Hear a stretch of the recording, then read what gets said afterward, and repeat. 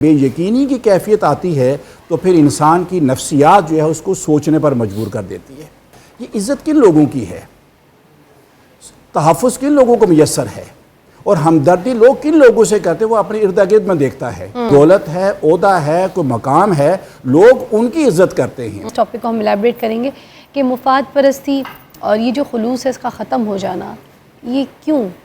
سب سے پہلے تو ہم یہ بات کرنا چاہوں گی کہ ہم انہی لوگوں سے دوستیاں کیوں کرتے ہیں جن سے ہمیں کوئی فائدہ ہوتا ہے کہ یہ طاقتور ہے، اس سے دوستی بنا کے رکھنی ہے، جو مرضی ہو جائے. تو شجاعت صاحب آپ ذرا بیان کیجئے گا کہ کیا غریب بندے کو منہ نہیں لگانا چاہیے، پھر چھوڑ دیں اس کو اس کے حال پہ، اس سے سلام بھی نہیں لینا، بات بھی نہیں کرنا. بسم اللہ الرحمن الرحیم. بڑا خوبصورت موضوع، اور جس طرح آپ نے اس کو الیبوریٹ کیا ہے کہ ہمیں کیا ایسے لوگوں سے تعلق ختم کر دینا چاہیے. بنیادی طور پر ہر انسان جو ہے وہ تین چیزیں چاہتا ہے. ایک وہ عزت چاہتا ہے، دوسرا وہ تحفظ چاہتا ہے، اور تیسرا وہ ہمدردی چاہتا ہے. یہ کسی کی میراث نہیں ہے، یہ انسان کی جبلت میں شامل ہے کہ آپ کسی سے بات کریں، کسی سے لین دین کریں، کوئی آپ سے معاملات کریں تو وہ اس میں سب سے جو غالب چیز وہ چاہتا ہے وہ آپ سے عزت چاہتا ہے. دوسرا وہ اپنا تحفظ چاہتا ہے، اپنی جان کا تحفظ چاہتا ہے، اپنی مال کا تحفظ چاہتا ہے، اپنی عزت کا تحفظ چاہتا ہے، اولاد کا، صحت کا تحفظ چاہتا ہے، سیکیورٹی. اور تیسری چیز جو ہے جو اس کے لیے وہ ہمدردی چاہتا ہے. کوئی مشکل وقت آ گیا، کوئی پریشانی آ گئی، بیماری آ گئی، معاشی نقصان ہو گیا تو اس وقت انسان ہمدردی چاہتا ہے. اب عمومی طور پر یہ تین چیزیں جو ہے جب انسان کو نہیں ملتی تو اس کے اندر کچھ رویے جنم لینا شروع کر دیتے ہیں. وہ اپنے آپ کو محروم محسوس کرنا شروع کر دیتا ہے، وہ اپنے آپ کو بے بس محسوس کرنا شروع کرتا ہے، اور خاص طور پر اس میں بے یقینی، انسرٹینٹی آ جاتی ہے کہ پتہ نہیں یہ تعلق میرا قائم رہے گا، یہ جاب قائم رہے گی، یہ رشتہ قائم رہے گا. اس میں جب بے یقینی کی کیفیت آتی ہے تو پھر انسان کی نفسیات جو ہے اس کو سوچنے پر مجبور کر دیتی ہے. اور وہ سوچتا کیا ہے؟ وہ سوچتا یہ ہے کہ ایک احساس پیدا ہوتا ہے کہ یار یہ عزت کن لوگوں کی ہے، تحفظ کن لوگوں کو میسر ہے، اور ہمدردی لوگ کن لوگوں سے کرتے وہ اپنے ارد گرد میں دیکھتا ہے. اٹھتے بیٹھتے چلتے پھر تو محسوس کر لیتا ہے کہ جن کے پاس مال و متاع ہے، دولت ہے، عہدہ ہے، کوئی مقام ہے، لوگ ان کی عزت کرتے ہیں. اب اس محرومی کے نتیجے میں وہ اب اس ڈگر پر چل پڑتا ہے، اور یہ بائی چوائس نہیں جاتا، وہ یہ بائی فورس جاتا ہے. وہ خوشی سے نہیں جاتا، وہ انتقام کے لیے جاتا ہے کہ اب میں نے پیسہ کمانا ہے، اب میں نے یہ عہدہ حاصل کرنا ہے، اب میں نے اس مقام پر پہنچنا ہے، اس لیے کہ فلاں وقت میں فلاں شخص نے، میرے زندگی کے ساتھی نے، میرے گھر والوں نے، میرے رشتہ داروں نے، میرے دوستوں نے مجھے چھوڑ دیا تھا، مجھے نظر انداز کیا تھا، مجھے بے عزت کیا تھا، مجھے وہ توقیر نہیں دی تھی. اب اس کے اندر سب سے جو پہلا نقصان ہوتا ہے اس کے اندر سے ہمدردی کا جذبہ ختم ہو جاتا ہے. اب انسان جب اس میں سے ہمدردی ختم ہو گئی ہے تو اب انسان میں اور جانور میں اب فرق یہاں سے ختم ہو جاتا ہے. اب وہ سب کچھ حاصل کر لیتا ہے، وہ دولت بھی لے لیتا ہے، وہ مقام بھی لے لیتا ہے، وہ شہرت بھی لے لیتا ہے، وہ پہچان بھی اس کی بن جاتی ہے، لیکن اس کے اندر کا انسان جو وہ کھوکھلا انسان ہوتا ہے. وہ کھوکھلا انسان جو ہے وہ اس کھوکھلے پن کو کور کرتا ہے اپنی مال و متاع سے، اپنے قد کاٹ سے، اپنے برینڈ سے، اپنے نام سے. اب یہ کور کرتا ہے تو ہم سمجھتے ہیں کہ اس کے ساتھ میرا تعلق بنے گا تو میری مدد کرے گا. حالانکہ وہ اتنا مجبور اور بے بس ہوتا ہے کہ پھر آپ اس کا اندازہ نہیں کر سکتے. نو ڈاؤٹ کہ اس کے پاس دولت ہے، اس کے پاس شہرت ہے، اس کے پاس مقام ہے، اس کے پاس عہدہ ہے، وہ تو اندر سے خود بے بس ہے، کیونکہ اس کے اندر سے ہمدردی کا جذبہ کسی نے بہت پہلے چھین لیا تھا. اچھا، کاشف صاحب کو بھی ایڈ کروں گی. آپ مجھے بتائیے گا کہ یہ جو مفاد پرستی ہے یا اپنا فائدہ دیکھنا ہے، یہ جو ہے یہ فطرت ہوتی ہے انسان کی یا پھر خود غرضی؟ بسم اللہ الرحمن الرحیم. سب سے پہلے آپ کو چوتھے رمضان، چوتھے روزے کی بہت مبارک ہو. خیر مبارک. بہت خوبصورت موضوع ہے آپ کا. میں نے اس کا کیا جواب دینا ہے؟ اس کا جواب اللہ تعالیٰ کی ذات بابرکات نے آلریڈی دیا ہوا ہے. سورہ النساء کی آیت نمبر 128 میں عین وہی لفظ ہیں جو ابھی آپ نے فرمائے. اللہ تعالیٰ کہتے ہیں کہ انسان پیدائشی طور پر خود غرض واقع ہوا ہے، مگر اگلا حصہ آیت کا حال بھی بتاتا ہے. فطرتی آپ کہہ رہے ہیں؟ فطرتی. لیکن میں ابھی بتاتا ہوں کہ اگلے حصے میں اس کا علاج بھی بتایا گیا ہے. اچھا. کہ اگر ایسا ہے تو پھر کیا کرنا ہے. پھر ایک اور سورہ قرآن مجید میں سورہ بینہ ہے، ان کی آیت میں اللہ تعالیٰ فرماتے ہیں کہ حکم دیا گیا ہے تمہیں کہ خالص ہو جاؤ. کہاں پر؟ اللہ کی عبادت کرنے میں.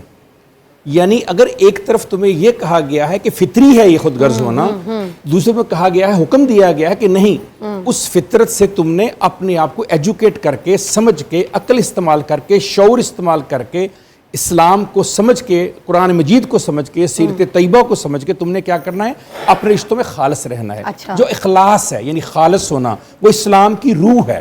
اسی لیے حدیث قدسی ہے, انما الاعمال بالنیات, اعمال کا دار و مدار نیتوں کے اوپر ہے. تو نیت کا اخلاص سب سے پہلے بہت ضروری ہے. منافقت یعنی قول و فعل کا تضاد کو اسلام نے ہرگز پسند نہیں فرمایا. حضرت مولا علی کرم اللہ وجہ الکریم کا بڑا خوبصورت نہج البلاغہ میں قول ہے, فرماتے ہیں ریاکار کا عمل لوگوں کے سامنے بڑھتا ہے, تنہائی میں کم ہوتا ہے. یعنی کیا مطلب کہ جب آپ ریاکاری کرتے ہیں, جھوٹ امیزش کرتے ہیں, خلاص نہیں ہوتا, تو ہو سکتا ہے دوسروں کے سامنے آپ نمبر بنا لیں, لیکن تنہائی میں آپ کے نمبر اس لیے کیونکہ وہاں تو پتہ ہے آپ کو کہ آپ غلط بیانی کر کے آئے ہیں, وہاں آپ کو پتہ ہے اپنے اخلاص نہیں کیا, وہاں آپ کو پتہ خود غرضی دکھائی, وہاں آپ کو پتہ ہے کہ آپ نے 2 نمبری کی ہوئی ہے. اس بڑی خوبصورت حکایت ہے کہ ایک شخص چپکے سے لوگوں کی مدد کیا کرتا تھا.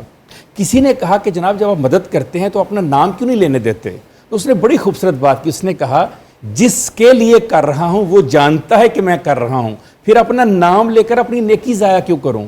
تو ہمیں اپنے آپ کو اجاگر کرنے کے لیے اپنے آپ کو سامنے. ڈاکٹر صاحب کیا مفاد پرستی اور خود غرضی جو ہے وہ آپس میں الگ الگ ہے, ان میں کوئی فرق ہے یا پھر ہم اس کو آپس میں ملا دیتے ہیں؟ اس کو بھی مجھے, کیونکہ آپ خود غرضی کی بات کر رہے ہیں. بات یہ ہے کہ الفاظ, جیسے میں نے کل بھی کہا تھا کہ الفاظ کی آبرو, فکرے کا فقر اور حرف کی حرمت ہم بڑی متاثر کر دیتے ہیں. مختلف الفاظ کی مختلف جامعیت ہوتی ہے اس کے اندر, لیکن جو ہمارا آج کا موضوع ہے اس میں یہ دونوں باتیں جو ہیں وہ سیم معنی دے رہی ہیں. مگر پھر فرق ہے. میں آتا ہوں ادھر آنے دے مجھے. اب ہم نفسیات میں دیکھتے ہیں کہ اس میں فرق کیا ہے.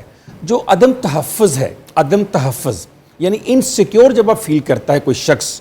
نمبر 2, جب خود مرکزیت یعنی سیلف سینٹرنزم, اے پی اے کی بات کر رہا ہوں, اے پی اے کہتا ہے کہ وہ شخص, وہ اشخاص جو نارسسسٹ ہوتے ہیں, خود سے پیار کرتے ہیں, خود مرکزیت رکھتے ہیں, عدم تحفظ کا شکار ہوتے ہیں, 40% چانسز ہوتے ہیں کہ وہ خود غرض ہو جائیں گے.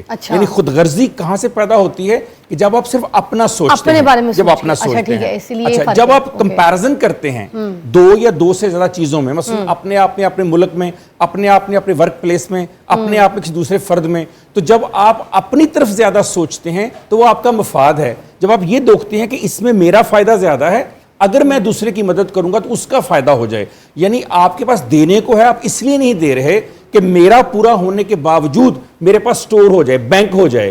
اگر آپ اس کو دے دیں تو اگلے بندے کا فائدہ ہو جائے گا, آپ اس کے اندر شیئرنگ کر لیں گے. یہ اپنے مفاد کی بات کی ہے. میں کہ شجاعت صاحب آپ بھی اس پہ نظر ثانی کیجئے, کیونکہ آج کی جنریشن کو بھی شامل کریں گا. وہ یہ کہتی ہے کہ جو دوسروں کے لیے جینا جو ہے نا, وہ جینا چھوڑ دیں, اپنے لیے جئیں.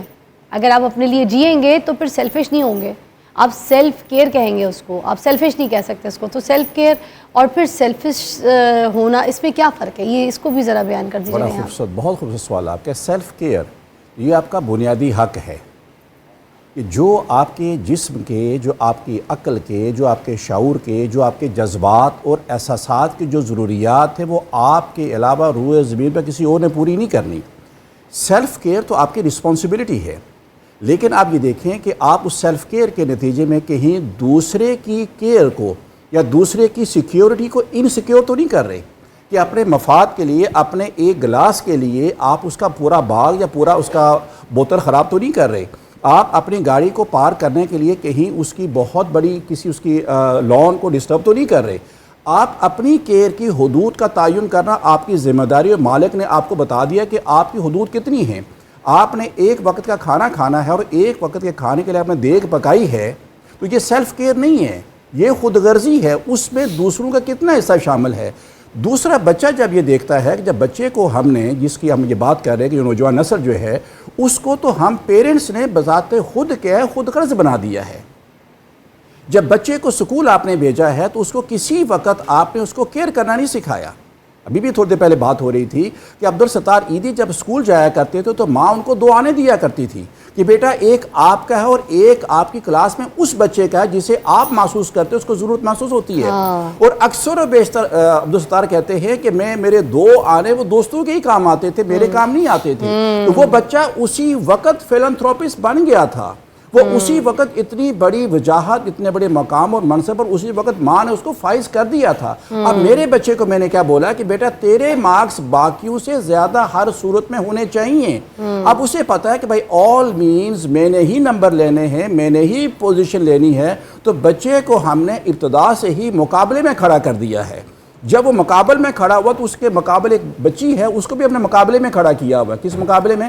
مارکس کی دوڑ میں۔ اب جب دونوں ایک زندگی میں ایک ساتھ آئیں گے تو یہ ایک دوسرے کے زندگی کے ساتھی بننے کے بجائے ان میں مقابلے کی وہ جو طاقت، وہ صفت، وہ جو کوالٹی ڈیولپ ہو چکی ہے، وہ مقابلہ ان کا حیات کے اندر بھی بحیثیت شریک حیات ہونے کے بھی ان میں مقابلہ بازی شروع ہو جائے گی، اور اس مقابلے میں کسی ایک نے تو فضا ون تو کرنا ہے، اور جو ونر ہوگا وہ شاید چیزوں کو تو ون کر جائے لیکن رشتوں کو بچانا پھر انتہائی مشکل ہو جاتا ہے۔ تو یہی بچے عمر کے آخری حصے میں آ کر وہ ماں باپ جنہوں نے پالا پوسا بڑا جوان کیا ہوا ہے، ذرا غور کیجئے گا کہ بچے بڑے تو بن جائیں گے، مال و متاع کے مالک تو ہو جائیں گے، لیکن ہم اس میں سے وہ رشتہ، وہ اخلاص، وہ محبت وہ نکل چکی ہوئے گی۔ عمر کے آخری حصے میں یہ ہمیں کافی ساری چیزیں لا کر تو دے دیں گے، وہ محبت، وہ پیار، وہ اخلاص جو بچپن میں ہم نے ان کی گھٹی میں نہیں رکھا تھا، آج ہم ان سے وہ طلبگار ہیں، لیکن کہاں سے لا کر دیں گے؟ وہ تو ان کی گھٹی میں ہم نے رکھا ہی نہیں تھا اس کو۔ اچھا، اسی کے ساتھ آگے جیسے ابھی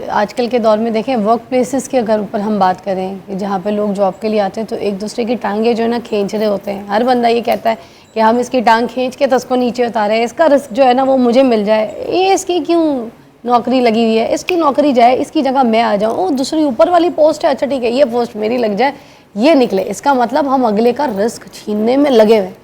تو کیا ہم کسی کا رزق چھین سکتے ہیں؟ ڈاکٹر صاحب بیان کیجئے۔ نہیں، رزق تو اللہ کی ذات نے دینا ہے، ہم کون ہوتے ہیں چھیننے والے؟ یہ تو کوئی نمرود ایسی بات کر سکتا ہے، کوئی جاہل ایسی بات کر سکتا ہے، لیکن جو آپ کی بات ہے اس کی سائنٹیفک وجوہات کی طرف چلتے ہیں۔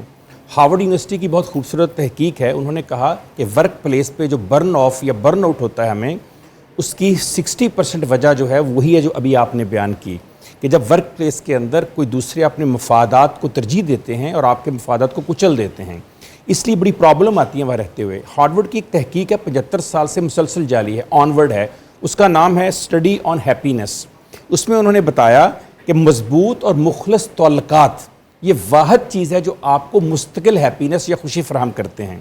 تو جب آپ ورک پلیس کے اوپر دوسروں کی مدد کرتے ہیں، خود غرضانہ مقابلہ بازی میں نہیں آتے، آپ ہیلپ فل ثابت ہوتے ہیں، معاشرتی طور پر آپ دوسروں کے مفادات کو مقدم رکھتے ہیں، جب آپ بدعنوانی نہیں کرتے، جب آپ دوسروں کے ساتھ محبت سے پیش آتے ہیں، مددگار ہوتے ہیں، اور اس کا جو ہے وہ کیسے ٹریننگ ہوتی ہے۔ مجھے کل جیسے ہمارا موضوع تھا حضرت بی بی فاطمہ سلام اللہ علیہا، تو مجھے ان کا یاد آ گیا کہ وہ ایک دن نماز پڑھ رہی ہیں اور دعا کر رہی ہیں، تو امام حسن وہ دعا سن رہے ہیں۔ جب دعا ختم ہوئی، بڑی طویل دعا تھی، اتنی تھی کہ وہ کہتے ہیں کہ اماں جان کے پاؤں پہ ورم یعنی زخم آ جاتے تھے، اتنی عبادت کرتی تھیں۔